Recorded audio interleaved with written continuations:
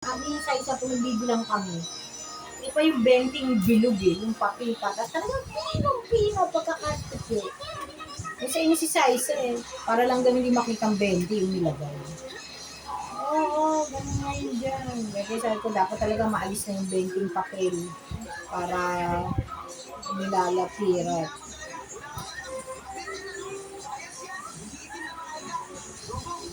Oo. Maano siya. Tapos hindi tatanggapin pagka ano na. Mm-mm. Dapat mapigilan tong comic book. Baka may sumulpa na naman.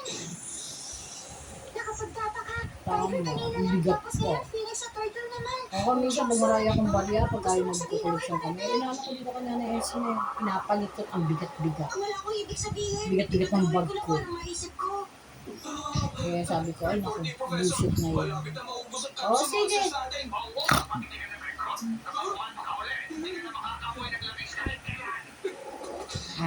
Simpleng araw naman, ay may pasok.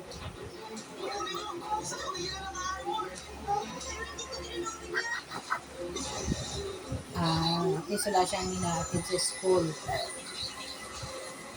Hindi mabuti. At least libre na siya ng kahit simpleng araw pala.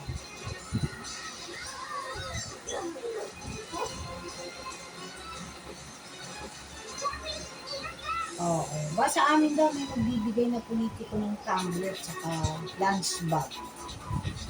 May isang nanay doon parang may contact sila. Binalita nang nagkita-kita kami ng isang araw. Ay, meron tayong iiwanan ko kay teacher. Sabay-sabay yung kunin. Log ko. Late na yan Tapos na eleksyon. Ewan ko kung kaninong kandidato ng galing. Siguro.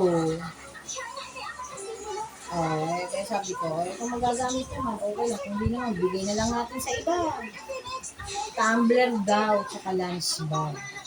Malamang yun, may pangalan. Oo naman kami, meron kami Aqua Plus, sisipain ko sila. Kaya sabi ko, baka naman at may hihingit, may gustong pag bibigay ko na lang.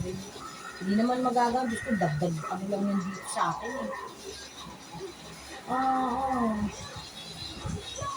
Kaya sabi ko, hindi na hindi, pagka gano'n naman, hindi ako nikibo. Kasi baka naman sabihin ng mga parents, antipati ka naman doon. Pag may nanghingi, sige sa'yo na lang. Kasi meron lang kami. Diba? Kaya sa kanila na lang lalo yung mga mahihirap na hindi kayang bumili. Ganyan naman kaya ko pa. Sige. Mamaya, ko sa'yo yung pangalan. Okay, bye.